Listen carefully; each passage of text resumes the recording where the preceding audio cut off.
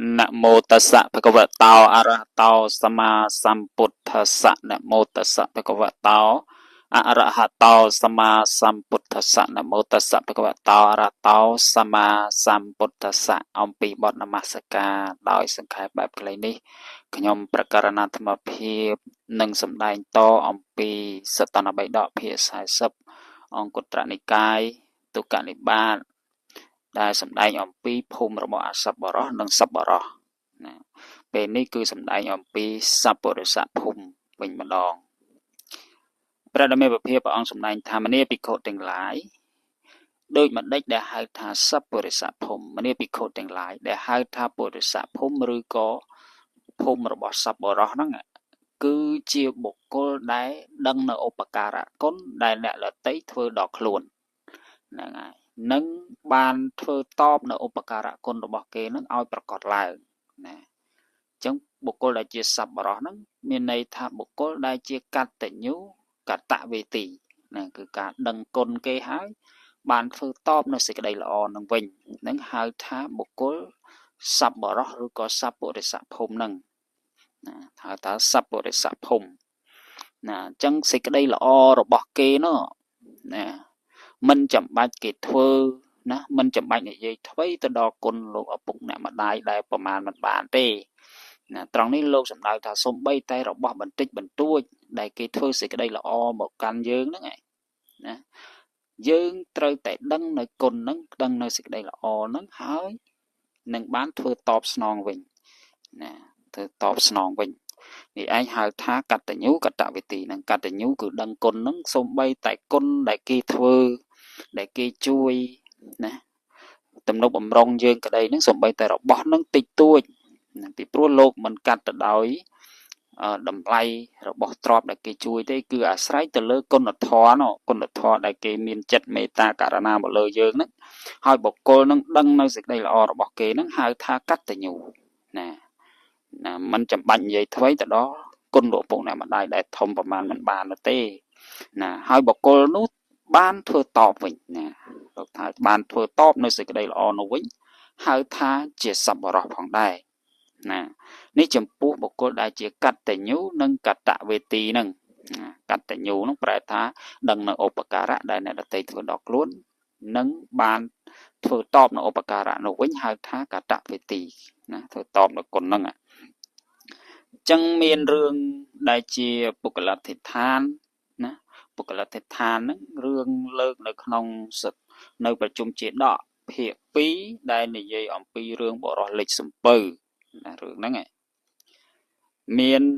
អ្នកដែលជាអ្នកកតញ្ញូកតវេទីតាធរហ្នឹងតែមានទេវតាជួយណាគេទៅសេពាក្យខាងក្រោមអញ្ចឹង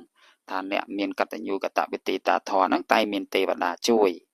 ណាអញ្ចឹងអ្នកដែលមានគុណធម៌ហ្នឹងគ្រាន់តែអ្នកដែលមានគុណធម៌កតញ្ញូកតវេទីតាធម៌ហ្នឹងទេវតាហ្នឹងគឺមិននៅស្ងៀមទេមានឧបសគ្គគឺទេវតាជួយដោយសារគុណធម៌នេះឯងណារឿងហ្នឹងបានដំណើរការពីព្រេងហ្នឹងនាយហ្នឹងមានបរិសម្នាក់ហ្នឹងឈ្មោះថាតុមពលៈនៅក្នុងក្រុងសាវត្ថីហ្នឹងបានធ្វើដំណើរទៅកាន់អត្រាបឋជនបទហ្នឹងណានៅក្នុងរដូវក្តៅខ្លាំងហ្នឹងគាត់ក៏បានទៅជ្រោកនៅក្រោមដើមឈើមួយណាគាត់ជួននៅក្រោមដើមឈើនោះមានបរិសម្នាក់ហ្នឹងគាត់ទៅជ្រោកនៅក្រោមដើមឈើនឹងដែរជ្រោកក្រោមដើមឈើនឹងដែរបរិសនោះក៏ស្រេកទឹកក៏ឃើញតុមពលៈហ្នឹងក៏សុំស្លាមលូមួយម៉ាត់ពីបរិសតុមពលៈហ្នឹងថាសម្លាញ់មានស្លាមលូទេខ្ញុំសុំមួយម៉ាត់មកព្រោះថាក្តៅណាស់ស្រេកទឹកដើម្បីបានទឹកមាត់នឹងលេបណាតុមពលៈក៏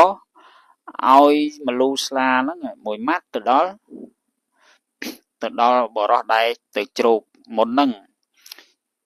ទៅជ្រោកមុនហ្នឹងអ្នកទាំងពីរអ្នកហ្នឹងក៏បានស្គាល់គ្នាតាំងពីពេលហ្នឹងមកណាចឹងក្រោយមកទៀតណាបរិសហ្នឹងស្រាប់តែបានធ្វើដំណើរនៅលើសំពៅមួយហ្នឹងជាមួយគ្នាហ្នឹងបានធ្វើដំណើរជាមួយគ្នាលើសំពៅមួយហ្នឹងហើយការធ្វើដំណើរហ្នឹងគឺរយៈពេល7ថ្ងៃបន្ទាប់អំពីចេញពីច្រាំងទៅហ្នឹងបាន7ថ្ងៃទៅដល់សមុទ្រកណ្ដាលសមុទ្រហ្នឹងស្រាប់តែ មានព្យុះមួយណាមានព្យុះមួយហ្នឹងក៏បក់បោកបណ្ដាលឲ្យលិចសំពៅហ្នឹងណាបណ្ដាលឲ្យលិចសំពៅហ្នឹងហើយអ្នកទាំងអស់ហ្នឹងត្រូវស្ត្រីឆ្លាមត្រូវខ្លះល្ងាខ្លះក៏លងទឹកទៅក៏ស្លាប់អស់នៅសល់តែតុមពលៈនិងបរោះដែលសុំមលូស្លារបស់តុមពលៈហ្នឹងបរោះ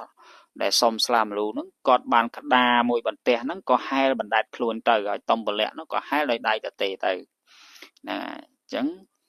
ពេលដែលតុមពលៈហែលទៅក៏ទៅជួបនឹងបរោះដែលខ្លួនឯងធ្លាប់ឲ្យមលូហ្នឹងណាទៅជួបបរោះហ្នឹងហើយបរោះហ្នឹងគាត់មានក្តារមួយបន្ទះណាហើយបរោះហ្នឹងក៏ស្គាល់ថាជាតុមពលៈណាតុមពលៈដែលធ្លាប់ឲ្យមលូស្លាដល់ខ្លួនហ្នឹងឃើញហើយតើអូបុគ្គលនេះធ្លាប់ធ្វើសេចក្តីល្អមកអញតើជាតុមពលៈតើណាកាលពីមុនកាលដែលយើងស្រេកទឹកហ្នឹងគាត់ក៏បានឲ្យមលូស្លាយើងហ្នឹងមួយម៉ាត់ណាមួយដុំហ្នឹងអញ្ចឹងទេអាត្មាអញគួរតែឲ្យបន្ទះក្តារទៅបុគ្គលនេះព្រោះបុគ្គលនេះទ្របធ្វើនៅឧបការៈគុណដល់អញណាបុគ្គលបរោះហ្នឹងក៏បកគលបន្ទះក្តារហ្នឹងឲ្យទៅតុមពលៈណាហើយខ្លួនឯងហែលដោយដៃទទេទៅតុមពលៈបានបន្ទះក្តារក៏ហែលសំដៅទៅច្រាំងណាចំណែកបរោះដែលឲ្យក្តារទៅតុមពលៈហ្នឹង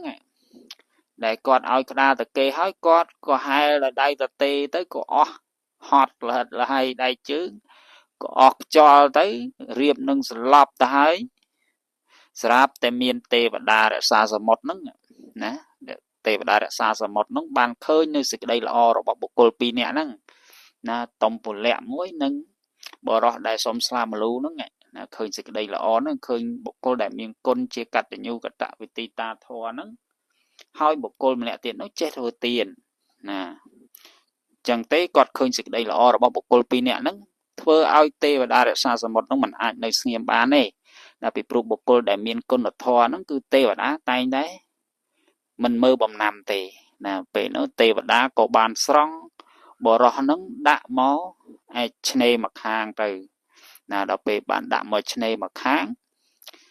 តបមកតុមពលៈនោះក៏បណ្ដែតខ្លួនតាមផ្ទះក្តារហ្នឹងក៏មកដល់ឆ្នេរដែរណាពីរនាក់ហ្នឹងក៏បានជួបគ្នាសួរថាសម្លាញ់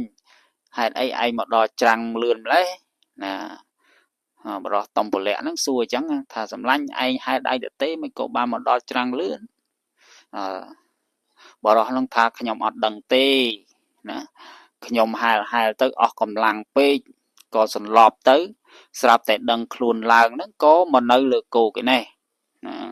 ក៏មកនៅលើគោកខ្ញុំអត់ដឹងថាខ្ញុំមកដល់ទីនេះដោយហេតុការណាទេពេលនោះឯងទេវតាក៏បង្ហាញខ្លួនណាទេវតាហ្នឹងគេបង្ហាញខ្លួនណាទេវតាហ្នឹងថាបង្ហាញខ្លួនហើយក៏សួរថាអ្នកជាអ្នកណាទេវតាហ្នឹងឆ្លើយថាខ្ញុំគឺជាទេវតារក្សានៅសមុទ្រហ្នឹងណាខ្ញុំឃើញនៅសេចក្តីល្អរបស់អ្នកទាំងពីរហ្នឹងហើយអញ្ចឹងខ្ញុំមិនអាចនៅស្ងៀមបានទេខ្ញុំបានស្រង់បរោះហ្នឹងមកដាក់នៅច្រាំងហ្នឹងណាចឹងហើយអ្នកទាំងពីរហ្នឹងក៏ដឹងថាអូមានទេវតាជួយតាណាចឹងបរោះ2នាក់ហ្នឹងក៏